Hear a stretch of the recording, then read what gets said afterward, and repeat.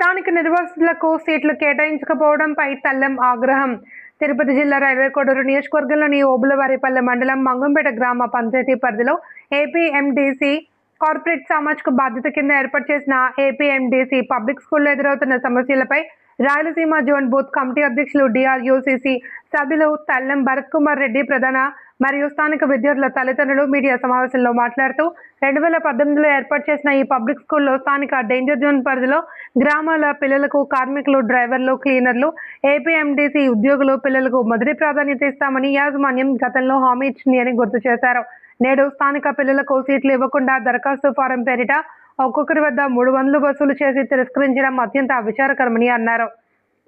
మధ్యప్రదేశ్ రాష్ట్రంలో సులోరియాలో ఏపీఎండీసీ నడుపుతున్న స్కూల్లో సిబిఎస్ఈ సిలబస్ను విద్యార్థులకు యూనిఫామ్, షూస్, పుస్తకాలు ఇచ్చి స్థానికులకు విద్య మొదటి ప్రాధాన్యత ఇస్తున్నారని అన్నారు. స్కూల్లో కనీసం విద్యార్థులకు సరిపడా లైబ్రరీ సౌకర్యం కూడా లేకపోవడం శోచనీయమని 2,500 ఉండే పుస్తకాల ధరను 6,000 నుండి 15,000 వరకు పెంచడమే కాకుండా స్కూల్ ఫీజులను సైతం 6,000 నుండి 9,000 వరకు అదనంగా పెంచి తల్లిదండ్రులపై తీవ్ర భారం మోపుతున్నారని విమర్శించారు.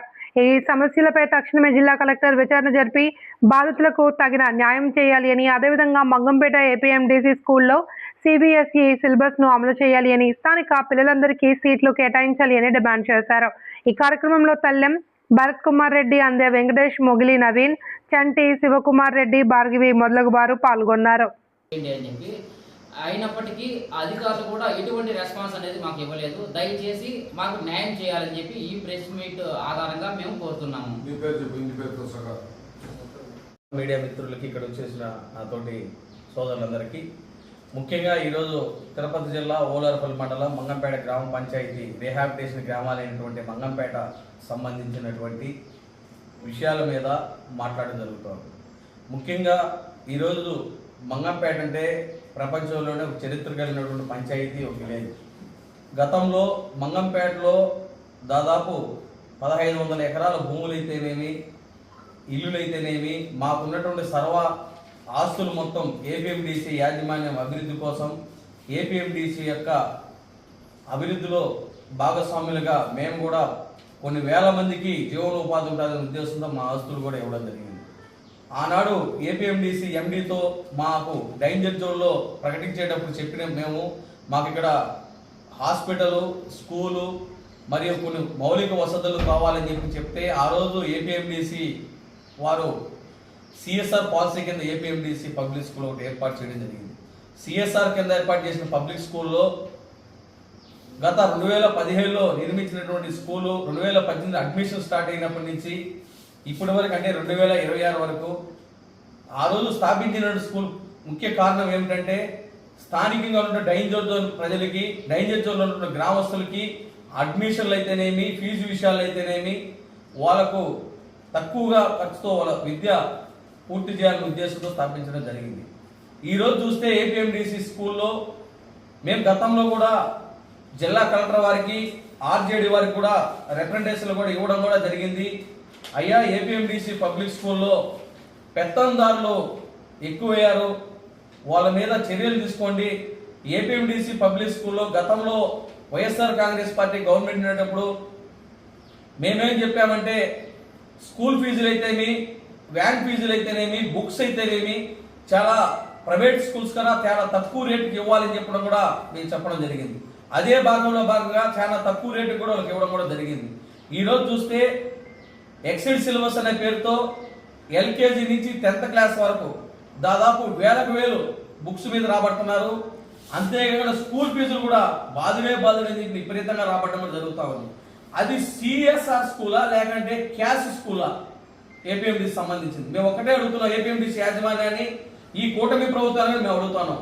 మీరు కూటమి ప్రభుత్వం ఏపీఎండీసీ స్కూల్లో ఏం జరుగుతుందో కూడా తెలుసుకోలేనటువంటి మీరు ఉన్నారంటే మీరు ఒకసారి ఆలోచన చేయాలి. నియోజకవర్గ ప్రజలైతే మంగంపేట ప్రజలు కూడా మేము ఒకటే అడుగుతున్నాం కూటమి ప్రభుత్వాన్ని, ఏపీఎండీసీ యాజమాన్యాన్ని, అక్కడ పనిచేస్తున్నటువంటి ప్రిన్సిపల్గా పనిచేస్తున్న వాళ్ళు కూడా ఒకటే మేము డిమాండ్ చేస్తున్నాం.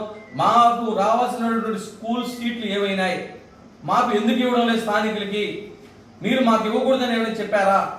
అంటే గతంలో ఇస్తున్న సీట్లు ఏమైనాయి? ఒక పక్క డైన్ జోన్ బాధ్యతలు మా స్కూల్ చూసేదానికి అందంగా ఉంది, బాగుంది అనే ఉద్దేశంతో వాళ్ళ బాధ్యతలు పాపం వాళ్ళకి సీట్లు ఇవ్వలేదు. మరొక పక్క చేరినటువంటి బాధ్యతలు చూసి వేలకు వేల ఫీజులు, వేలకు వేల బుక్స్ పేరుతో రాబడతా ఉన్నారు. ఒకసారి ఆలోచన చేయాలి. ఈ నియోజకవర్గంలో ఉన్నటువంటి కూటమి నాయకులు కూడా అదే విధంగా ఏపీఎండిసిలో సిఎస్ఆర్ పాలసీ కింద కాకుండా ఏపీఎండిసి రిహాబిలిటేషన్ సెంటర్ కింద మధ్యప్రదేశ్ మహారాష్ట్రలో సులేరియా అనే గ్రామంలో స్కూల్ ఒకటి నిర్మించడం జరిగింది. లోకల్ గా ఇల్లు భూములు ఇచ్చినటువంటి వాళ్ళకి books free, dress free, shoe free, వాళ్ళకు ఫీజు ఫ్రీ, సిబిఎస్ఈ సిలబస్. ఏడు చెప్తుంది ఏందయ్యా? స్టేట్ సిలబస్ మంగంపేటలో. అంటే మా ఆత్మకు మేమంత తక్కువైన వాళ్ళమా? ఇన్ని కోట్ల రూపాయలు భూములు, ఆస్తులు, కార్పొరేషన్ అభివృద్ధి కోసం తోడ్పాటుపడిన వాళ్ళం. ఖచ్చితంగా దీని మీద మేము న్యాయస్థానాన్ని ఆశ్రయిస్తాం. ఒక పెద్ద ఎత్తున ఏపీఎండిసి యాజమాన్య ఎదురు కూడా ఆమరణ నిరాహార దృష్టి కూడా కూర్చుంది. ఎందుకంటే మాకు చాలా విధంగా మేము నష్టపోతున్నాం. మేము భూములు ఇల్లు నుంచి కూడా ఈరోజు మధ్యప్రదేశ్ లో అంత ముద్దుగా ఉందా? అక్కడ ఉన్నటువంటి ప్రజలైతే అక్కడ ఉన్నటువంటి మహారాష్ట్రలో అంత ఇదిగా ఉందా? మహారాష్ట్రలో జిల్లా కలెక్టర్ వారు ఒకటే చెప్పారంట, సిబిఎస్ఈ సిలబస్ పెట్టండి, అక్కడ ఉన్నటువంటి ప్రజలకి ఉచిత సిలబస్, ఉచిత బుక్స్, ఉచిత సంబంధించినట్టు అన్ని ఇవ్వమని చెప్పారంట. ఇక్కడ ఉన్న జిల్లా కలెక్టర్కి మేము లెటర్ ఇచ్చినా కూడా కనీసం దాని మీద ఎంక్వైరీ చేసి ఏం జరుగుతున్నది ఆ స్కూల్లో తెలుసుకునేటువంటి ఇదిలో కూడా లేదంటే మేము ఖచ్చితంగా న్యాయస్థానాన్ని ఆశ్రయిస్తాం. డైన్ జోన్ ప్రజల పక్షాన పోరాడతాం.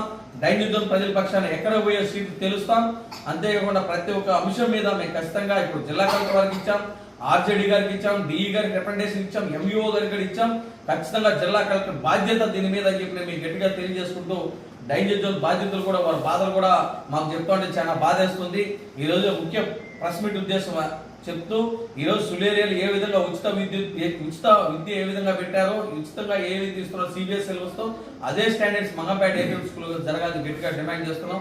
వాళ్ళ బాధ్యుల యొక్క వివరాలు మీరు వినవలసిందిగా మీడియా మిత్రులు కూడా కోరుకుంటున్నాం.